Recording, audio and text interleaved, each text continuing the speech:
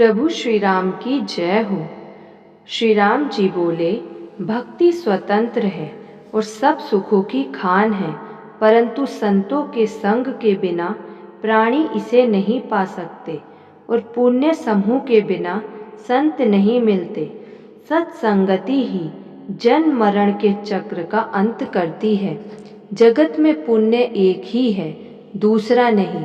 वह है मन, कर्म और वचन से ब्राह्मणों के चरणों की पूजा करना।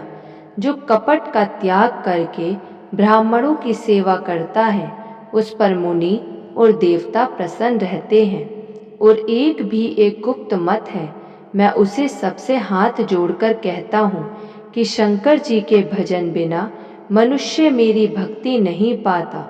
कहो तो भक्ति मार्ग में कौन सा परिश्रम है?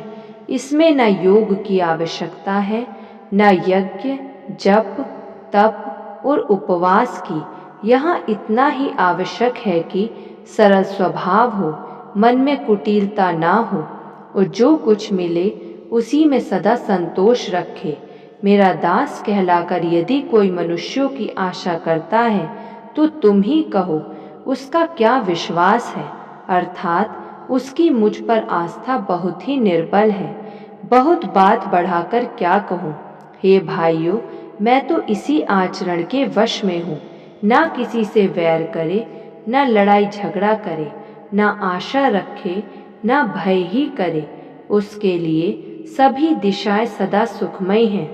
जो कोई भी आरंभ नहीं करता, जिसका कोई अपना घर नहीं है, जो मानहीन, पापहीन और क्रोधहीन है, जो निपुण और विज्ञानवान है, संत जनों के सत्संग से जिसे सदा प्रेम है, जिसके मन में सब विषय यहाँ तक कि स्वर्ग और मुक्ति तक तृण के समान है, जो भक्ति के पक्ष में हठ करता है पर मूर्खता नहीं करता, तथा जिसने सब कुतर्कों को दूर बहा दिया है, जो मेरे गुण समूह के और मेरे नाम के परायण है एवं ममता, मद और मोह से रहित है, उसका सुख वही जानता है जो परमानंद राशि को प्राप्त है।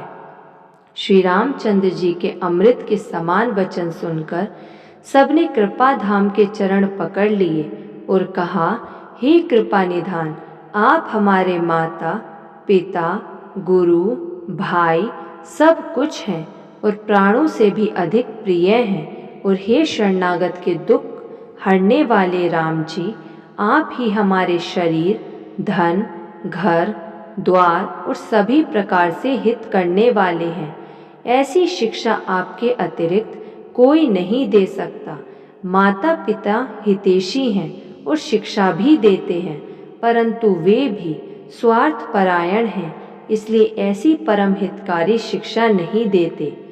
हे असुरों के शत्रु, जगत में बिना निस्वार्थ उपकार करने वाले तो दो ही हैं, एक आप, दूसरे आपके सेवक। जगत में सभी स्वार्थ के मित्र हैं। हे प्रभु, उनमें स्वप्न में भी परमार्थ का भाव नहीं है। सबके प्रेम रस में सने हुए वचन सुनकर श्री रघुनाथ जी हृदय में हर्षित हुए।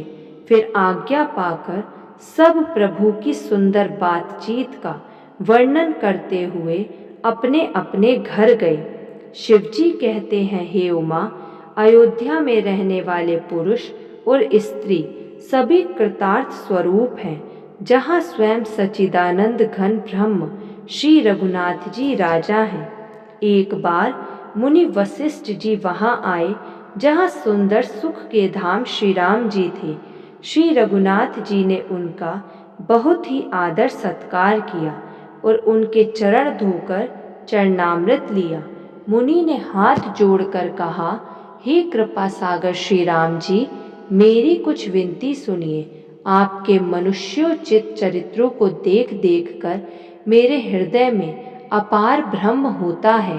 हे भगवान, आपकी महिमा की सीमा नहीं है, उसे वेद भी नहीं जानते, फिर मैं किस प्रकार कह सकता हूँ। पुरोहिती का कर्म बहुत ही नीचा है। वेद, पुराण और स्मृति सभी इसकी निंदा करते हैं। जब मैं उसे सूर्यवंश की पुरोहित के का काम नहीं लेता था, तब ब्रह्मा जी ने मुझे कहा था, हे पुत्र, इससे तुमको आगे चलकर बहुत लाभ होगा। स्वयं ब्रह्म परमात्मा मनुष्य रूप धारण कर रघुकुल के भूषण राजा होंगे। जय श्री राम।